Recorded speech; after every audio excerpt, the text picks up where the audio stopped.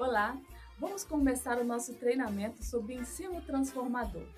Você já deve ter ouvido a frase que diz assim: construindo meninos para não precisar remendar homens. É uma frase usada pelos embaixadores do rei. Eu me lembro muito bem quando eu ouvi essa frase pela primeira vez e sobre o impacto que isso causou em mim. Não seria maravilhoso deixar tudo pronto na infância? Que mundo nós teríamos hoje? E amanhã?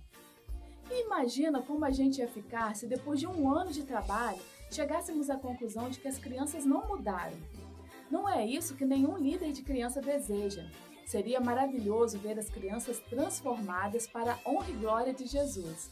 Criança que brinca, que fala sem parar, cheio de energia, mas crianças que obedecem, que não falam mais palavrão, que confessem que Jesus é o Senhor e Salvador nas escolas, na rua ou em casa para suas famílias.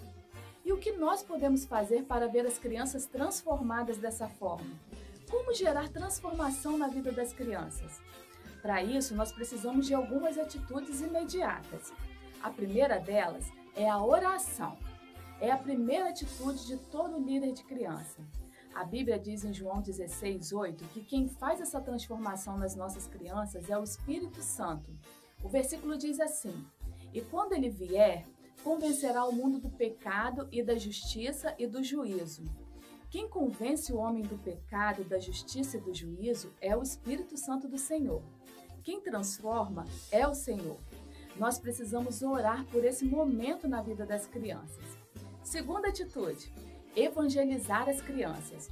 Uma transformação genuína só acontece quando acontece um novo nascimento. Um exemplo: pegue um porco, dê um banho nele, coloque perfume e quando você soltar ele, para onde é que ele vai? Para a lama. E por que ele vai para a lama? Ele é um porco, a essência dele é essa. Ele vai continuar sendo porco, apesar de ser lavado e enfeitado. Se você quer um animal limpinho e cheiroso, terá que matar o porco e adquirir um outro animal. A Bíblia diz em Romanos 3:23 que todos nós pecamos e separados estamos de Deus. Já nascemos como semente do mal em nós. Fomos concebidos em pecado. Todos nós. Por isso, para acontecer uma transformação, necessário é nascer de novo, nascer do Espírito. Jesus fala isso com Nicodemos. Por isso que nós precisamos apresentar o plano de salvação para as crianças, para que elas tenham a chance de nascer de novo. Caso esse nascimento não aconteça, vamos ter apenas religiosos. Pessoas que sabem muitas histórias da Bíblia e versículos, mas que não têm experiência nenhuma de transformação com Jesus. Quantas pessoas nós conhecemos que são líderes e professores maravilhosos, mas apenas isso. Suas atitudes mostram que eles não tiveram esse novo nascimento. Quando Jesus falou dos fariseus, ele falava sobre isso. Eles sabiam muito da Bíblia, mas não nasceram de novo. Eram como sepulcros caiados. E o exemplo de Nicodemos é muito claro quanto a isso. O que Jesus falou para ele? Na verdade te digo que aquele que não nascer da água e do Espírito não pode entrar no reino dos céus. Está lá em João 3:3. Precisamos ousar a pedir a decisão das nossas crianças o tempo inteiro. Sempre que tivermos oportunidade, apresentar o plano de salvação para elas. A evangelização das crianças é urgente. Terceira atitude: ensinar a palavra. Lá em Romanos 12:2, somos convocados a transformar o mundo pela renovação da nossa mente. O que vai renovar a mente das crianças e adultos é a palavra de Deus.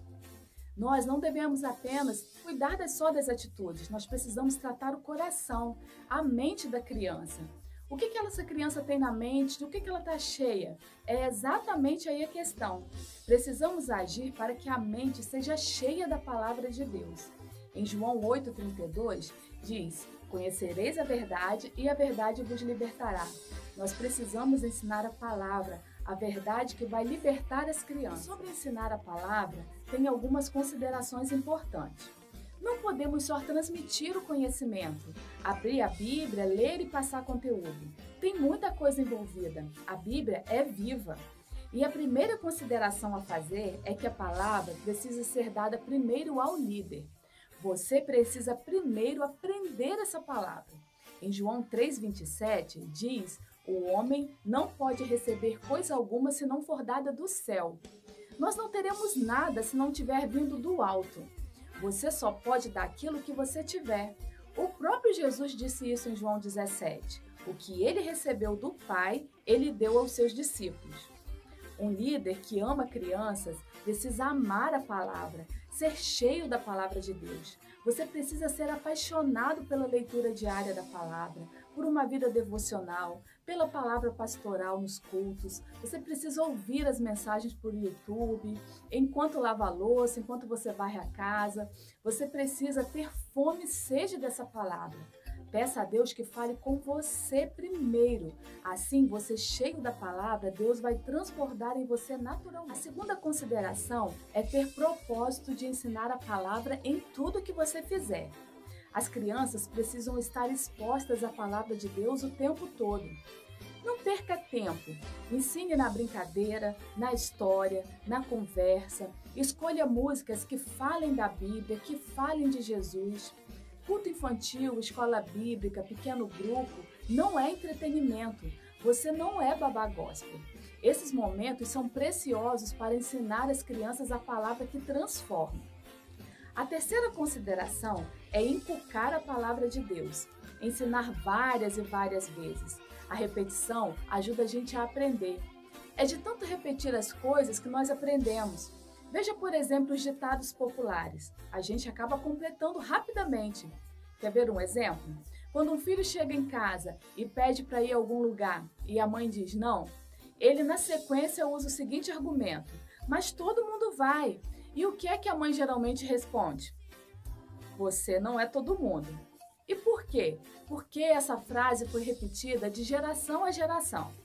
Outro exemplo que eu posso te dar é se eu perguntar para você o que está escrito em João 3,16. Muita gente conhece esse versículo de cor, porque Deus amou o mundo de tal maneira que enviou o seu único Filho para que todo aquele que nele crer não morra, mas tenha a vida eterna.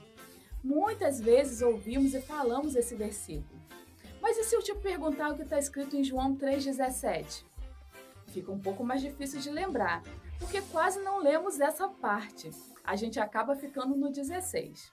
E a gente aprende com muito mais facilidade aquilo que nós repetimos bastante. Quarta consideração, aplique a palavra. As crianças precisam de uma palavra prática. A Bíblia não existe só para ser decorada, ela existe para ser vivida. Precisamos mostrar a prática. Saber o que a criança está vivendo naquele momento, conhecer a história da criança vai fazer toda a diferença. Na Bíblia, sempre tem uma história para tudo que tem a ver com o momento que a gente está vivendo. Vencer tempestades, vencer Golias, cantar e dançar diante do Senhor, dormir em paz e tantas outras práticas que Deus deixou na Bíblia. Isso é aplicar a palavra. Com uma boa conversa, conseguimos fazer isso. Faça comparações das situações com a palavra de Deus. Você já deve ter assistido alguns desenhos como O Pequeno Missionário ou o Superbook. A ideia é essa mesmo. Geralmente começa-se o desenho com uma situação onde as crianças estão enfrentando algum problema e em seguida eles aplicam a verdade para aquela situação. Com os personagens bíblicos vencendo aquele Considere tudo que você já ouviu até aqui. As atitudes que precisamos ter para gerar transformação nas crianças. Você se lembra? Orar, evangelizar crianças, ensinar a palavra. Nada disso está fora do nosso alcance. A gente só precisa começar.